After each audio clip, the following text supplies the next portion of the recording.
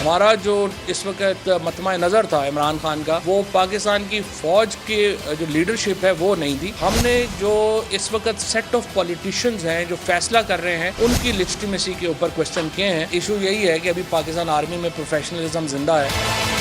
Tehreek-e Insaf middle class, lower middle class की सबसे बड़ी सियासी जमात, तो हमारा एक बहुत नेचुरल कोऑर्डिनेशन, एक सोचने का अंदाज है वो तहरीके इंसाफ का और फ़ौज का, वो मिलता है। ना रावलपिंडी का कोई इशू है, ना इस्लामाबाद का कोई इशू है, ना हमारा कोई इशू है। जो मुतनाज़ा लीडरशिप है उसने देखना है कि ये फैसला वो कर सकते हैं। खुफिया मुज़ाकरात का दौर ख़त्म हो चुका है और पाकिस्तान के लोग ही फैसला करेंगे कि क्या करना है और क्या नहीं। पाकिस्तान का जो बहरान है वो सियासी क़यादत की कानूनी हैसियत का है और वो उस वक्त तक हल नहीं हो सकता जब तक पाकिस्तान के अवाम एक नए इलेक्शन के तहत अपनी नई हुकूमत मुंतखब नहीं करते।